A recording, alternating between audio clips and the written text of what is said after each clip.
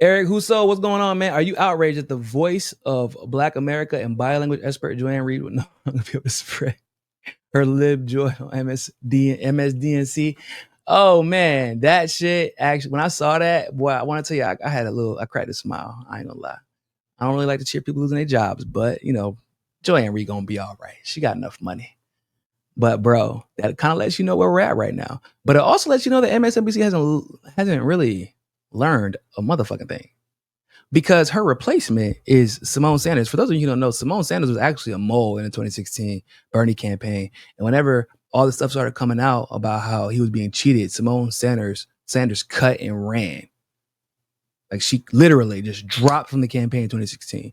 Started getting her little jobs on MSNBC, CNN. Then she ended up being one of the spokespeople for Biden's camp, trying to cover for the fact that he was a literal segregationist. You know, that was her job.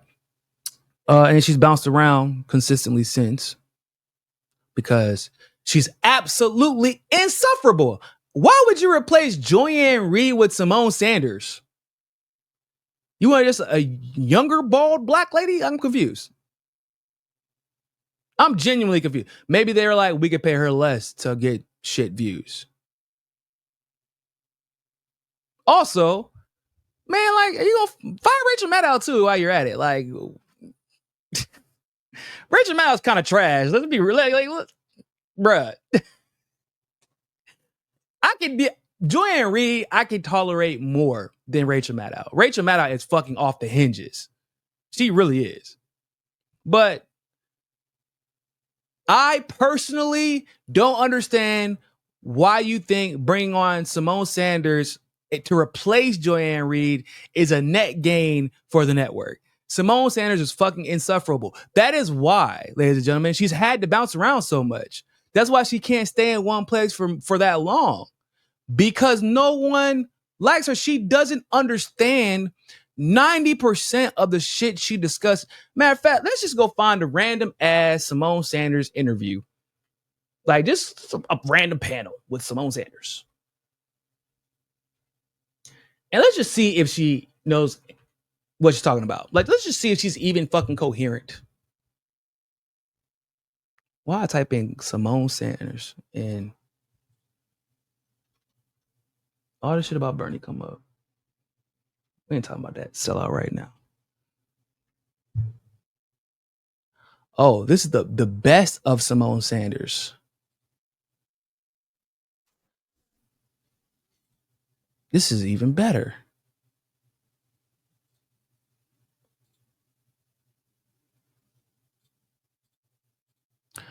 I've never seen this video, so we're just gonna watch this together, and we're gonna judge together. Look, I don't need Donald Trump to give me anything. I'm a 27-year-old black woman on CNN. So that's first and foremost. Secondly, what?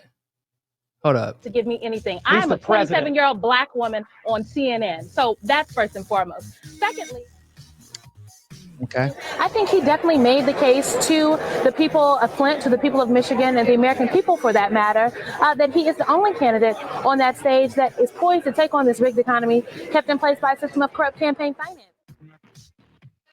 So Democrats need to focus on the overall message of explaining who we are as Democrats. What does it mean to be a progressive and how Democrats are going to fight for the American people?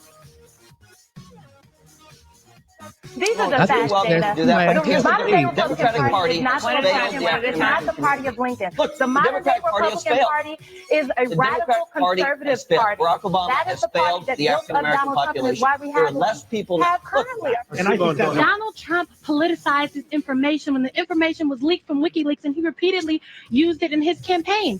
He capitalized on the information. He used it again today in his press conference. So if we want to talk about politicization, you also have to hold Donald.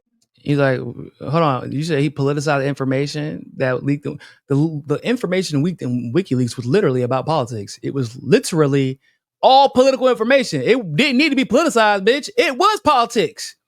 Wasn't nothing to politicize. It was all political. Yeah. Oh man, it is. Oh Lord, I got to see her salary because MSNBC gonna be asking for a refund real soon. it's one thing we get to pop out every 2-3 years to do these little interviews, and nobody's really paying attention. But you're gonna take Joy Ann Reid's spot, and you got to really be on point on a regular basis every week when you're the focal point of a show and a network. Yeah, she gonna get exposed real quick. On Trump accountable. Symone, go ahead. Literally, Pepsi just used Kendall Jenner to co-opt the resistance to sell a freaking can of soda, okay? There were no police pictured in riot gear, as they often are when Black and brown people are putting their bodies on the line to protest police. This is absolutely crazy. And the commercial centered a white woman in the middle of the movement when it's Black women and brown women and brown men and Black men who are putting their bodies on the line. I cannot. I don't even drink Pepsi. I'm a Coke drinker. April Ryan's only crime today, if you will, was being a Black woman at work. And Sean Spicer cannot handle that. Give me a break. That's absurd. You know what? Hold on. Women, 53% of white women voted for Trump. 42% of all women and Black women. I'm talking again. Latino women and Black women were not voting for Donald Trump. Let's be very clear here. The march. Let's be very clear here on that point. It was white women that elected Donald Trump. Black women and Latino women did not do this. We should not be empowering the government and anybody else other than women to limit what we can do with our bodies, to tell us what to do. No one's telling a man what to do with his penis. I don't understand why my uterus and vagina is so much a topic of conversation. Good morning, everyone. And staying for the end here, because another commentator, a woman named Symone Sanders, delivered what might turn out to be the knockout punch of the year. I want to say something here that I know will probably drive Symone crazy, but think of President Trump as the Martin Luther King of healthcare. Oh, Jeffrey. When I was a kid, President Kennedy did not want to introduce the Civil Rights Bill because he said it wasn't popular, he didn't have the votes for it, etc. Dr. King kept putting people in the streets in harm's way to put the pressure on so that change would be introduced. That's what Jeffrey, you do understand that Dr. King was marching for civil rights because people that look like me were being beaten. Dogs were being sicked on them. Basic human rights were being withheld from these people merely because of the color of their skin. So let's not equate Dr. Martin Luther King Jr., a humanitarian, a Nobel Peace Prize winner, to the vagina-grabbing President Donald Trump.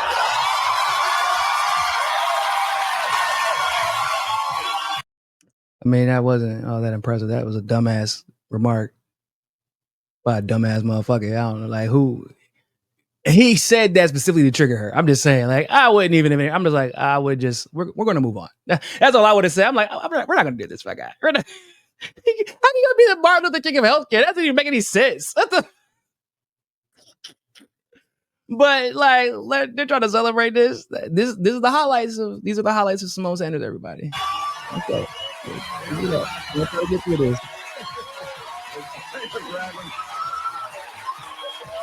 This is the vagina-grabbing president, Donald Trump.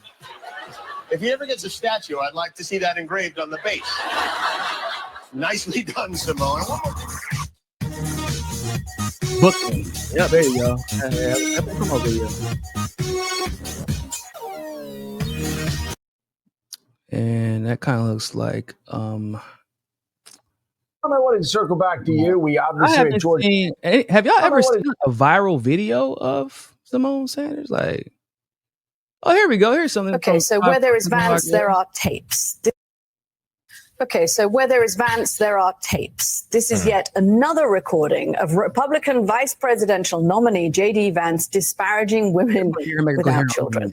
In resurfaced remarks from his 2021 senatorial campaign, Vance criticized the head of the American Federation of Teachers, Randy Weingarten, for leading the organization without children.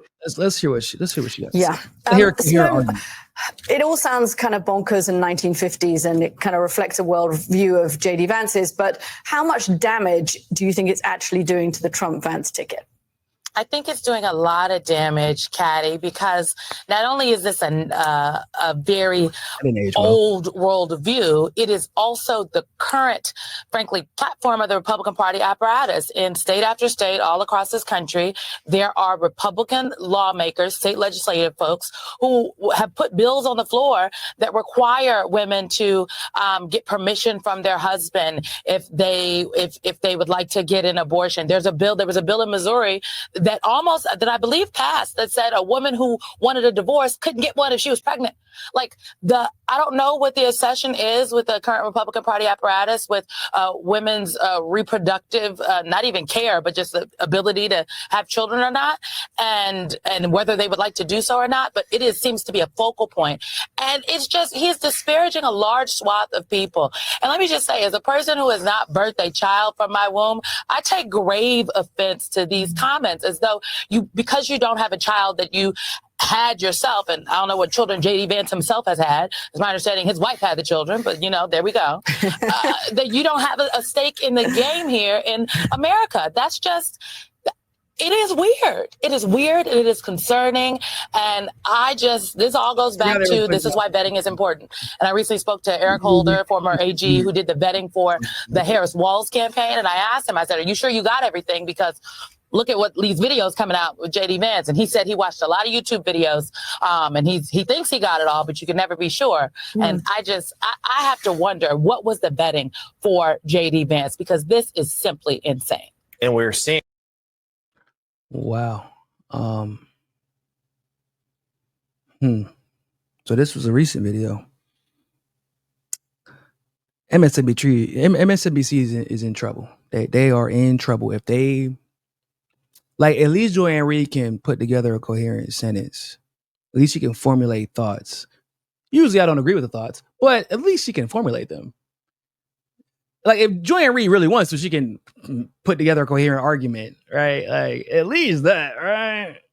But this is not, I don't know what the fuck Symone Sanders be talking about. If you let her talk for more than 1 minute at a time, you are left more clueless at the end of her statement than you were at the beginning of the statement. There is nothing that leads me to believe that they must be getting a discount. They must be trying to save money, because probably you can make an argument that maybe Joanne Reid's contract was coming up. Maybe something like that happened. And that's why they're going in this direction. Like, we can't afford to pay you no more. We're going to get somebody we're going to go to Walmart, get Walmart brand Joanne Reid. Oh, Jesus Christ. Andrea, thank you very much for becoming a YouTube member. Appreciate you. Eric said that Joanne Reid's Kyle Kalinske hairdo was the last straw. She had to go. Man, but she's been rocking that thing for a little minute, though, ain't she? She's been rocking that little dude for a minute. It should have been, there's a lot of things that should have been the last straw. Maybe the way, like, how bad the wig was the ultimate straw. I think that had to be the last one, because that shit was bad. Wanda USA, I changed my name so you don't recognize me, but you and I bonded over our support of Tulsi. She slit both our throats. That's for damn sure. That's for damn sure. And Symone lineage FBA. I don't know. I think she's born in Nebraska. Both her parents are academics. She got famous because of some speech she gave at one point from the Black Lives Matter movement. Bernie brought her into the campaign, and she's been cashing out ever since, after she was basically just being a mole for the Democratic Party.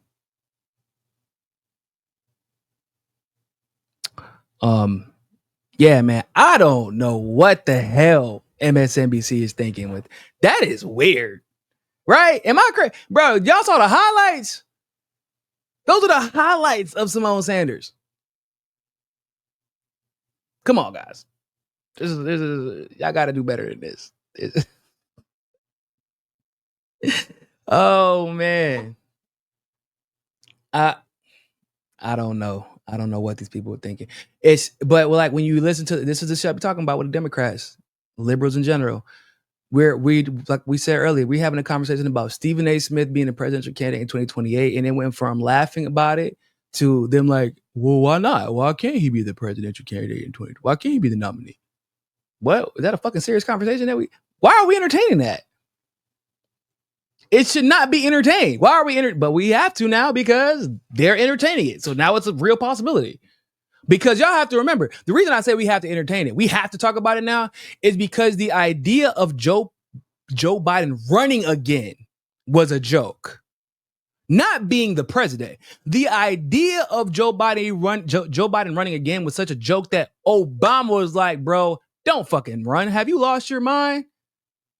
The Democrats were like, dude, you're too old. Ain't no way. You got too many skeletons in your closet. That was a joke. We can't forget that. I mean, and let's be real. Even with Trump in 2016, that was a joke too. It was like, yeah, okay, Trump's not going to win shit. Yeah. 2024, 2025, here we are. Boy done won twice. So, do you got that? So, like, yeah, I say it's a joke. It was a joke at first, but now because CNN and other groups and other liberal talking heads are entertaining it, it's a real possibility because they're the ones who honestly end up selecting who ends up being the nominee anyway, right? If we're being honest, or at least they're the ones who project on behalf of their donors, the elites who prop up their network. And then you replace Ann Reid with who? With Walmart brand Ann Reid. Like, that doesn't fix any of your problems. That's not going to bring in. Like, if they were smart, bro, if they were truly smart, they would go up to, if you want to keep up this brand of like, I got to have a black woman. I want to have that. I want to have that, grab that audience. Like, you would go to Bree or maybe even Sabby and just, hey, man, 20 million. We're going to give you 20 million over 5 years. And we're going to let you say what you want to. We're going to just try it. Even if they don't really do it, like, just try it. That would have been smarter because they're going to get you numbers. Bree and Sabby both have proven to get numbers. But you went with Symone Sanders. Bro, it's hard for Symone Sanders to get 7,000 views on the mainstream media fucking platform. And y'all like, let's give her a fucking show. And Ann Reid, at least Ann Reid on social media can pull numbers. But you know what? There's a possibility, if I'm being completely honest with you guys, there is a possibility that Ann Reid got removed because of, at the time, her willingness to challenge Joe Biden and his administration on the Palestine issue. She might be getting punished for that right now. And it might have been we have to wait till her contract ends before we can actually punish her for that. But y'all do remember there was that weird period. And she admitted that she didn't like Biden for a while. She was like, yeah, I didn't like Biden nor Hillary. Yeah, y'all remember we already had that conversation. So she already didn't like Biden. She already didn't like Hillary. But so the fact that she didn't like Biden and the fact that she actually was against she was against the genocide. Like, I think, and she got a little bit too bold. She was even on TikTok. Y'all remember when she was out there with no makeup on? It was rough sight. It was a rough sight indeed. But she was out there with no makeup on TikTok, posting videos about what was going on in Palestine. I'm like, oh, okay. Surprising. But I'll allow it. But it looks like MSNBC did not. And Symone Sanders doesn't really give that much of a shit about what's going on in Palestine. So that actually could be what is happening. It could be retroactive retribution for what Ann Reid said when she was calling attention to Biden's problems and the way he handled Palestine. And she was doing so pretty consistently, actually. I mean, y'all. Okay, so think about it like this. Y'all remember when Mehdi Hassan? Yeah, everybody forget Mehdi Hassan used to work at MSNBC. That man was booted out. They were like, man, yeah, your name and you Muslim and you probably gonna automatically side with Palestine, even though he didn't really do so substantively. We all know that, but he brought enough attention. Right? He called out. They didn't even give Mehdi Hassan or any of the other Arab Muslim colleagues a chance. They fired them motherfuckers out the gate. They didn't even bro. They just like, whoop, gotta go fire him now. Y'all remember that? I remember because I was like, Mehdi, you just gonna let them fire you for being Arab and not say shit? Like, you just gonna not call them out for that? Because that's what happened. People kind of forget that. He didn't, but it's because he didn't make a big deal out of it. But that's what happened. Him and his colleagues.